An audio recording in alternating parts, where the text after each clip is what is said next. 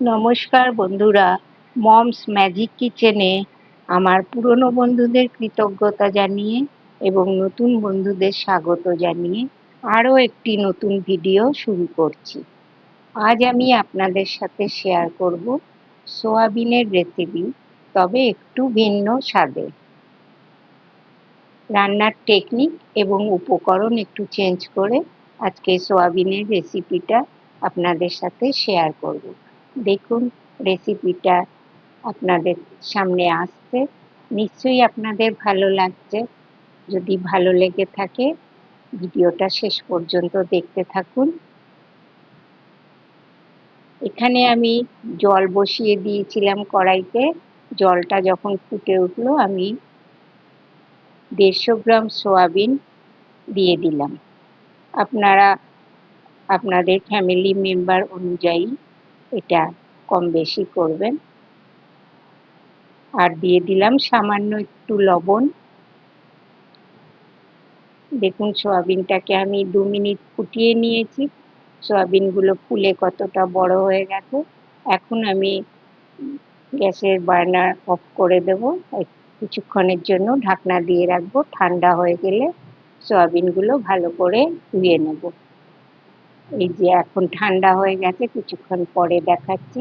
সোয়াবিনগুলোকে জল থেকে খুব ভালো করে নিংড়ে আমি একটা পাত্রে তুলে নিচ্ছি।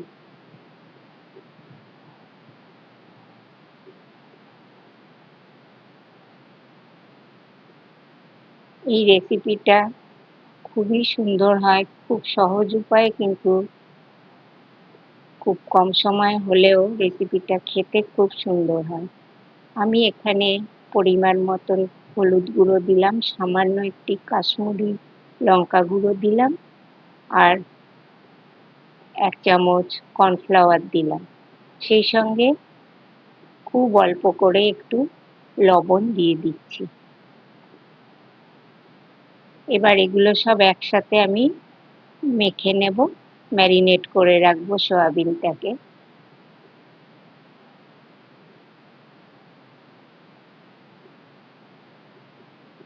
খুব ভালো করে নুন, হলুদ, লঙ্কা গুঁড়ো আর কর্নফ্লাওয়ার একসাথে ভালো করে সয়াবিনের সঙ্গে মেখে আমি কিছুক্ষণের জন্য রেখে দেব। এইভাবে একদিন আপনারা বাড়িতে ট্রাই করবেন, খুব ভালো লাগবে। এবার আমি কড়াই চাপিয়ে দিয়েছি। কড়াইতে তেল দিয়ে দিলাম পরিমাণ মতো। তেলটা গরম হওয়ার জন্য অপেক্ষা করছি।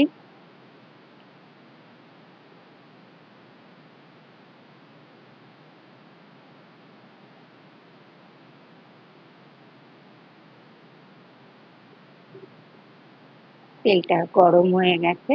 এখন আমি ম্যারিনেট করে রাখা সয়াবিনগুলো দিয়ে খুব ভালো করে ভেজে নেব। সয়াবিনের একটা গন্ধ থাকে, এইভাবে ভেজে নিলে সেই গন্ধটা থাকে না। যারা সয়াবিন পছন্দ করে না তারাও কিন্তু এইভাবে করলে সয়াবিন খুব ভালো আঙুল চেটে খাবে।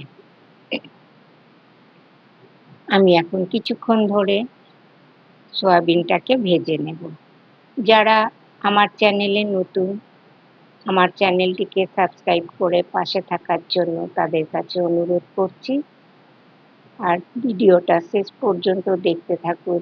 যদি রেসিপিটা ভালো লেগে থাকে একটা লাইক দেবেন আর বন্ধু বান্ধবদের সঙ্গে শেয়ার করবেন। সয়াবিনটা ভাজা হয়ে গেছে, আমি কড়াই থেকে তুলে নিলাম।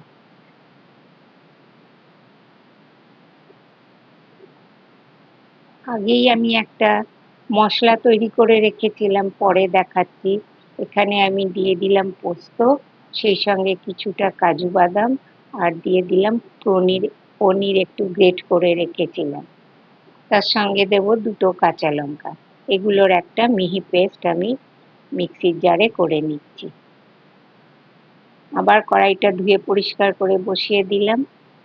পরিমাণ মতন সর্ষের তেল দিয়ে দিলাম। এখানে আমি তেলটা গরম হলে কিছুটা গোটা গরম মশলা ফোড়ন দেব।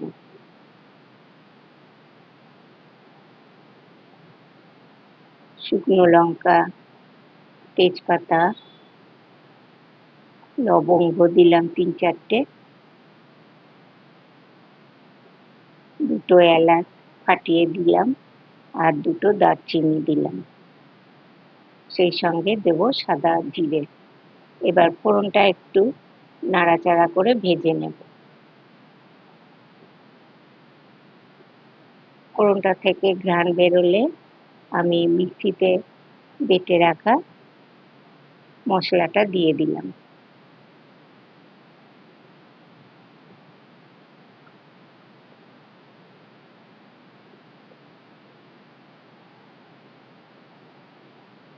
দিয়ে আমি নাড়াচাড়া করব। খুব ভালো করে নাড়াচাড়া করে নেব, তলাটা যেন ধরে না যায়, যেহেতু কাজু বাদাম পোস্ত রয়েছে, তলাটা ধরে যেতে পারে, সেই জন্য সতর্ক থেকে নাড়াচাড়া করে কষিয়ে নিতে হবে। এখন আমি এখানে পরিমাণ মতন মিক্সির বাটিটা ধুয়ে আমি একটু জল দিয়ে দিলাম, দিয়ে আবারও নাড়াচাড়া করে আমি কষিয়ে নেব।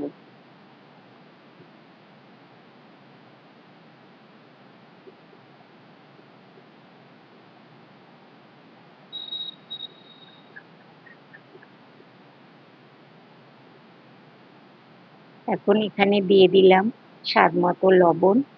লবণ আমি আগেও দিয়েছিলাম, সেই বুঝে লবণটা দিলাম। এখানে আর আমি কোনো মশলা দেব না, এখন নাড়াচাড়া করতে থাকব। এখানে নিয়ে নিয়েছি 2 চামচ টক দই, তার সঙ্গে একটু কাশ্মীরি মির্চ পাউডার কালারের জন্য দিয়ে আমি খুব ভালো করে ফেটিয়ে নিলাম। এই সময় গ্যাসের ফ্লেমটা লোতে রেখেছিলাম। টক দইটা দিয়ে খুব ভালো করে নাড়াচাড়া করে নিয়ে আমি আবার গ্যাসের ফ্লেমটা বাড়িয়ে দিলাম। অনবরত নাড়তে হবে, অনবরত নাড়তে হবে, তবে খুব তাড়াতাড়ি মশলাটা থেকে তেল ছেড়ে আসবে। আপনারা দেখতে পাচ্ছেন মশলাটা কষানো হয়ে গেছে।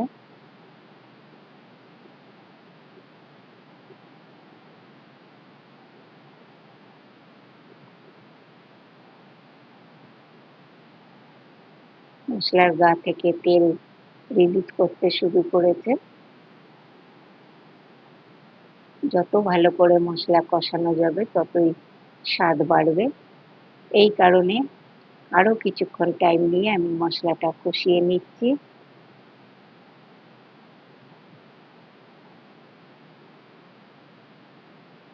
এখন আমি এখানে পরিমাণ মতন জল দিয়ে দিলাম।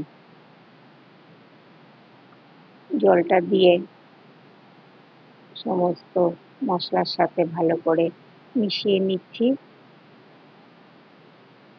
আমার মনে হলো একটু জলটা কম আছে, তাই আর একটু জল দিয়ে দিলাম।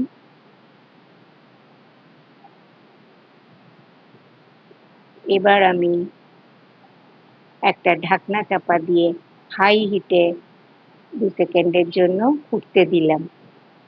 2 সেকেন্ড পরে ঝোলটা ফুটে উঠেছে, সমস্ত সয়াবিনগুলো দিয়ে দিলাম, দিয়ে নেড়ে চেড়ে মিশিয়ে নিয়ে দুটো চেরা কাঁচা লঙ্কা দিয়ে দিলাম।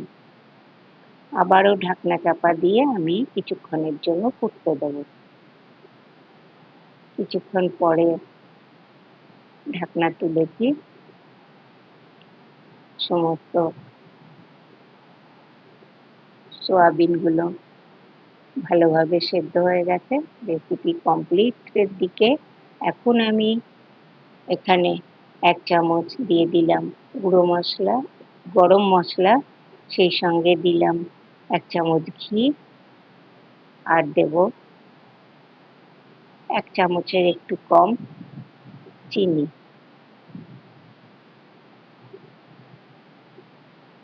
সমস্ত কিছু আবার নাড়িয়ে চাড়িয়ে একসাথে মিশিয়ে নিচ্ছি। গ্রেভিটা এইরকমই রাখবো, এর বেশি এটাই আর কিছুক্ষণ বাদে আর ঘন হয়ে যাবে। আর সর্বশেষ এখানে আমি দেব কুচো ধনের পাতা।